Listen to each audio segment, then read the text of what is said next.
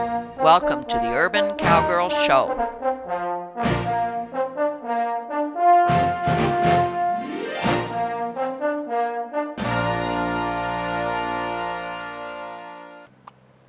This is a postscript. As is often the case, as we're unpacking the horses, we talk about what we think happened, what everybody observed.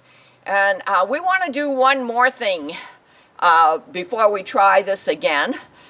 We want to do some more cross-check rein work with the jockey stick. And if necessary, the butt rope, or at least somebody on the back of the hip of Sadie to touch her and make her realize, if she starts pushing out, that she's to stay close to and in parallel with her mother. We feel that the cross-check reins need some more practice. Repetition, repetition, repetition. You can't do too much of that when you're training horses, especially in pairs for farming. We're starting a show today that may last several parts. It just depends on how the horses do. We reviewed Doc Hamill's DVD number 2, which is all about the butt rope and the jockey stick. And then we reviewed parts of DVD 3, which is about the cross-check reins and the double tree, and how far apart the horses should be when they're traveling, how much contact to have on their bits, what to do with the butt rope and when to use it in case they tend to separate, especially when horses are backing up in pairs. They tend to separate, and it's extremely dangerous if they separate like this. Watch. Boing, boing, boing, boing, head to head. Doc Hamill said he has seen horses get so upset when that happens that they've pulled the bits, broken the leather bridles in their stress, in their spooky behavior. So definitely we want to keep these two horses as parallel as possible. But that means we need to use some tack here to help us explain to them when they're in motion that they're to stay parallel and relatively close to each other. So we're going to start today by just installing again. We've just installed the cross-check reins. They seem to be pretty good about that. The cross-check reins are one pair of reins that control both sides of each horse with one pair of reins, and we've done some shows about that. And this is my butt rope, and I'm going to ask my cameraman to come here and hold Eve, leaving the camera on us because I wish we had one more person, but we don't today. Okay, so just stand here. Here's the butt rope. Here's the jockey stick. Now here's what Doc Hamill says to do with the jockey stick if you have one horse that kind of needs it and the other horse kind of doesn't. Can you hold that?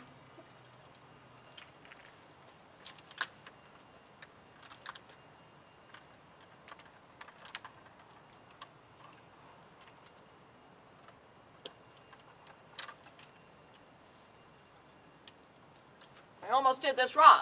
Sadie's the one that needs it. I'm hooking up the quick release of the jockey stick to Sadie's bottom ring of her halter. I could also hook it up to Eve's bottom ring of her halter. But Eve is usually pretty steadfast. So Doc Hamill says, for the horse that's pretty good, just hook it up to their collar. So I'm hooking it up to Eve's collar. This is just something now that will remind them to keep their heads together. We're not going to use any kind of harness pull today, not a simulator, not the real harness pull, nothing. We're doing this in baby steps, one small step at a time. But we are, and we may not even move, by the way, because Sadie's a little bit off. She stepped on some rocks on a trail ride a couple days ago. We forgot to put her cavallos on her front feet, and she is shoeless. So we think that's what happened. We think she's getting better, but we're not doing a whole lot of movement with Sadie now. She just gets to come out here and graze on nice, soft, grass-covered pasture. Okay, so for Eve, I'm going to start with Eve. The butt rope, we've been putting it on the halter, but actually Doc Hamill says hook it to the bottom ring of the collar. So with scissor snaps, I'm hooking this butt rope on Eve's side to the bottom ring of her collar. and not actually to the ring. I'm hooking it to a key ring, which would, in a stressful situation, pretty much open. It's very weak key ring. Okay, now I'm coming around. I'm reviewing now where all of these things go. Goes through the britch and back strap to keep it up from their ankles, their fetlocks. It goes under the tail. It's all right. Whoa. Whoa. When she does that, you're gonna not too close. You're just gonna do a little tug. Okay. I've got on the back of her britchin, and I'm touching her here so she knows I'm back here. Her back leg is cocked. I've got a dog collar hanging. So under the tail and in the dog collar. And there we go. Can you hold that? Now you see, I always start with Eve. I always start with Eve because she's the least spooky one. But if we're going to do pairs, now we got to go back to her daughter Sadie. A key ring. It's all right, Sadie. Let her know I'm here. Touch her on the britchin, through the back strap of the britchin. It's all right. Under her tail, through the dog collar.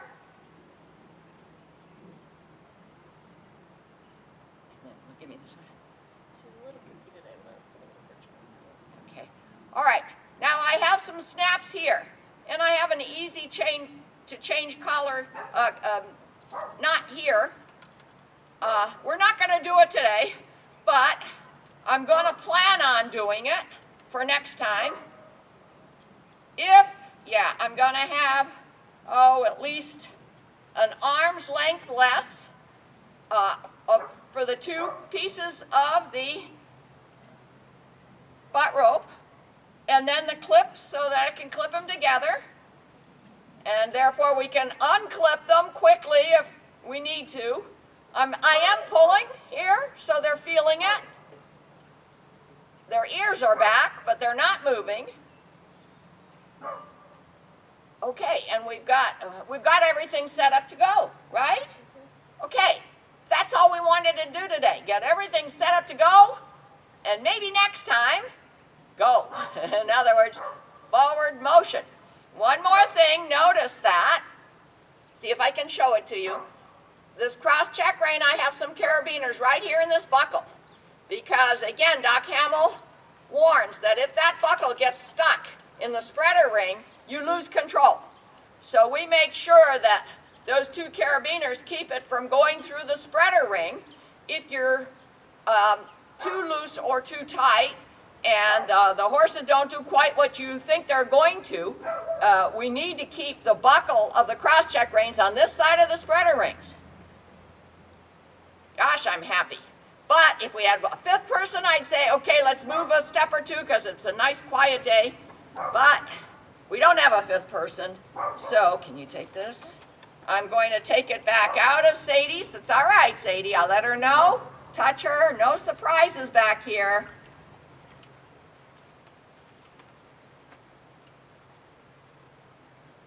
Back through the back strap of the britchin. Scissor snap off of the key ring. It's all right. Okay. For now, I'm just going to drop it because we have other things I want to take off here. I want to take this off. Remember, we've got the jockey stick hooked to her halter, but to her collar. Her being Sadie, the one who needs a little help, and Evie, the steadfast mommy. You notice that I often say, I wish we had one more person. Well, Aaron Ralston on the right on RFD was doing a show this morning. He was bridleless, saddleless, working cows. And he didn't have a turnback person, somebody on the horse to turn the cow in certain directions. So he said, well, we're one turnback short today. We're one staff member short, so he called in his dog. And his dog did the job, and it was just gorgeous. I have to think about that. Can I find a dog that will help me hold these horses so that we feel confident that if there were a stressful situation, we would be able to release whatever's causing the stress. Okay, so let me take this butt rope off.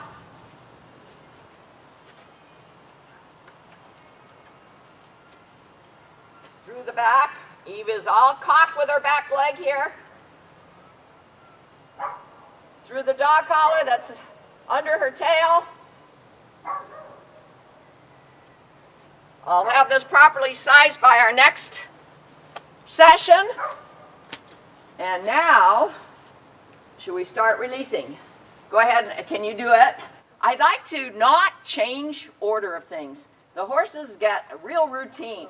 So Katie usually releases herself, the cross check, so I'm not going to interfere here. So it looks like she first undoes the inner reins, takes the ring off, that the inner reins go through, then pulls them out of the spreaders. This is kind of a review. The spreaders here have buckles with extra rings, so we allow the horses to get a little farther apart than if the reins went through the ring of the collar. Okay. Remember, all these straps are touching them here, there, and everywhere. You got to keep it in mind. You know, is there something that they don't understand? Why is something over there touching them when the person's over here? You know, with repetition, they'll figure it out. They're Morgan horses. They're ranch versatile, and usually, at least my old style Morgan horses, are real willing if they know what the right answer is. So we'll keep showing them, and we'll keep showing you. And soon, we want to be moving with the cross-check reins on, the jockey stick and the butt rope, and show you that they understand those pressures and that these tools are doing their job. And that's all for today.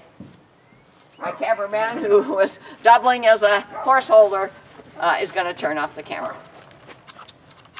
It's a windy day. We do have 4 people to help us today, and we do want to move. We're not using the drive lines, the cross-check lines, until we're confident that these horses understand the jockey stick and the butt rope. So we seem to be in a pocket of no wind for a moment. We're connecting the jockey stick as we did in our last session. Go ahead, Kyle. To Sadie. Oh yeah, right. To Sadie we go to the halter. Actually, it's the wrong one. I said it wrong.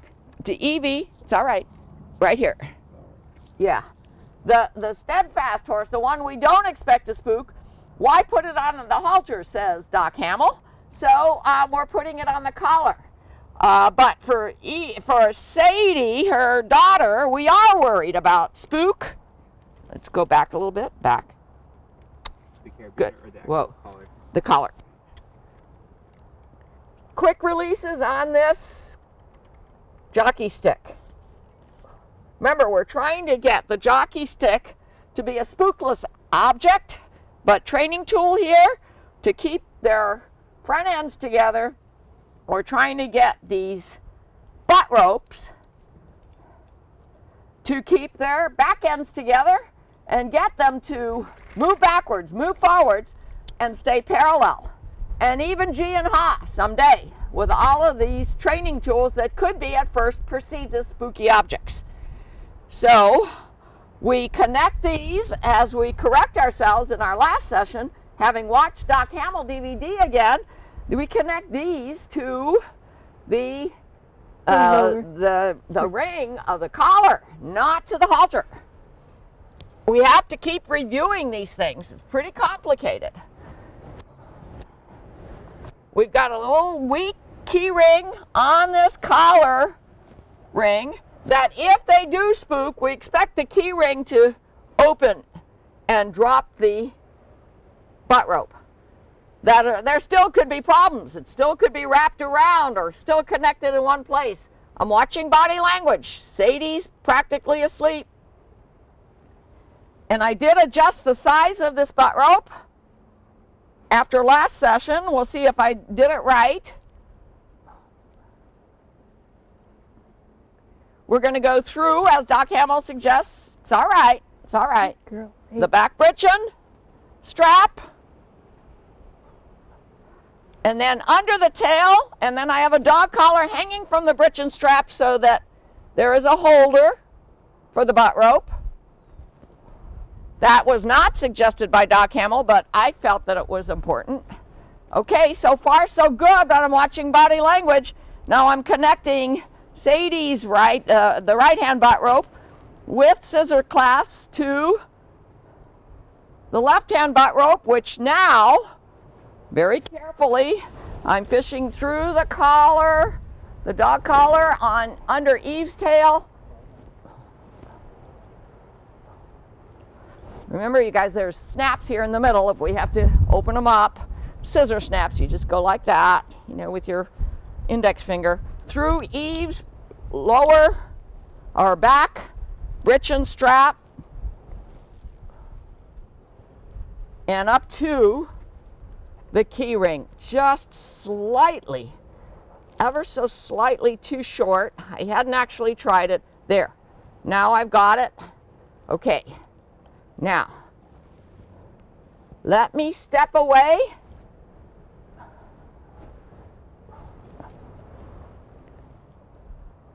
And do a pre-flight check, as Doc Hamill says. Everything looks like it's in the correct position, as safely as we can do it.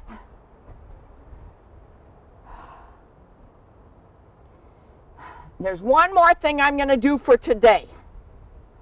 This is how we would normally do it if we weren't worried. But because I'm here, standing right here, have the ability to disconnect and just go with Sadie and Eve as we step forward. It is getting a little windy now too.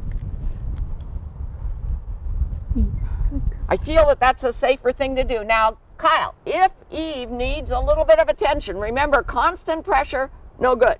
But you tug a little bit. We're going to try to keep them together. Let's go 3 steps forward. It's all right. Sadie's already lifting her back leg. I'm sure you didn't see it. Kyle, step Eve forward, and then Angela, you work with. It's all right, girls. I'm giving a visual block here. Step up. Step up. Whoa, whoa. That's it. That's it. Whoa. Oh. Okay, we're in trouble. We're in trouble. Everett, we're in trouble. Easy, easy. Exactly easy. what I thought would happen, thank goodness. Easy. I had Easy. that butt rope in my hand. It's all right. Okay. It's all right. It's all right. Watch the kick out. It's all right. My horses are pretty good about the crouper and the britchin, but that unusual pressure from the butt rope, as I was afraid would happen, was too much for Sadie. She just thought something was grabbing her. Let me know when the crouper's off. Okay. There we go. Good girl. And look how nice Eve is. She's watching, but she's not being spooky. Okay, you give me the britchin, and then you take Sadie to her usual tie ring. We try not to change anything. Routine is so important. It's all right, Sadie. Now she's walking nicely. You can walk towards her tie ring. I'll get your tools in a moment. Let me show you what happened to the britchin. Oh, and thank goodness. Thank goodness it broke. Because if it hadn't have broke, if this strap hadn't have broken, we can fix it. If this strap hadn't have broke, that yellow butt rope would have still been tied to her. And that pressure would have still been there. And so now we have to decide what's the next step to do this more safely. I was hoping we could do it in pairs, but my initial consideration today is, since Eve was so good and Sadie was so predictably spooked, is to do a butt rope with Sadie alone so that she feels these pressures with much, much repetition in such a way that we aren't wrapped up in anything but make sure that that butt rope stays up on her hip and doesn't get wrapped around her legs. So stay tuned. watch the next part. We'll try to show you our progress. Another windy day. The next session, we have repaired our britchin, and I'm not going to use it for quite a while until I'm quite sure that Sadie is more desensitized to this butt rope or whatever other technique we use to keep her hip together with her mom when we stop. That's what happened in the last session. It was predictable. I just thought that when she felt the pressure of the butt rope, we'd be able to stop her without her spooking, but we couldn't. We didn't. Luckily, this broke so that the butt rope fell down. It was still a little spooky for a minute or so. We have fixed it with a Chicago screw. I call them Chicago screws, and a piece of leather that we got from an old dog collar. It is now, again, a full britchin. It will be put away and not used for pairs driving with a butt rope until we are successful in letting Sadie respond to the butt rope the way we want her to respond, which is move away from the pressure. Don't get spooked. I have a very light, not even a knot, just a holder for the butt rope here in this nylon surcingle ring. I'm not going to, let's do it the other way. You go here. I'm not even going to hook this to anything at this point. We're using the fifth person here just to help us hold on like this. See, I'm trying to make it so that if she spooks, it'll fall free. So you just hold on like that. And through the scissor snaps through the loop. Okay, now I'm coming around. Will Sadie be worried about the pressure feeling? She sees it, she feels it.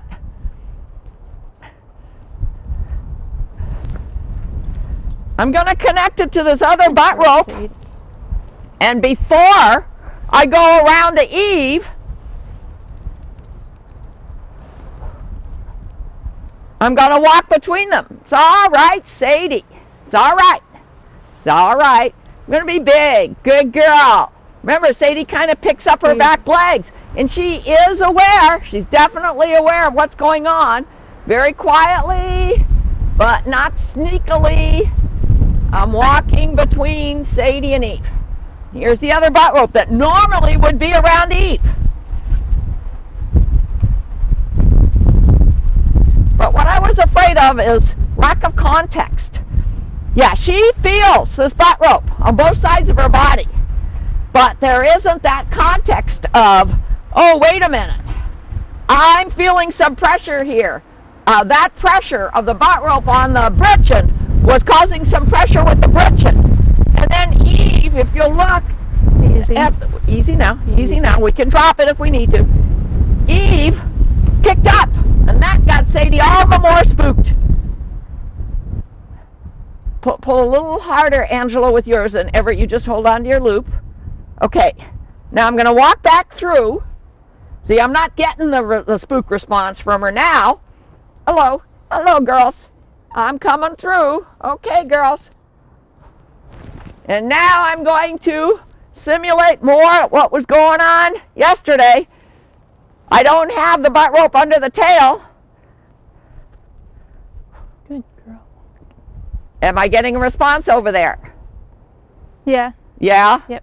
But okay, Kyle, you're going to kind of hold on to this loose rope that is holding the butt rope. Are we okay? It's not falling down at her heels? Nope.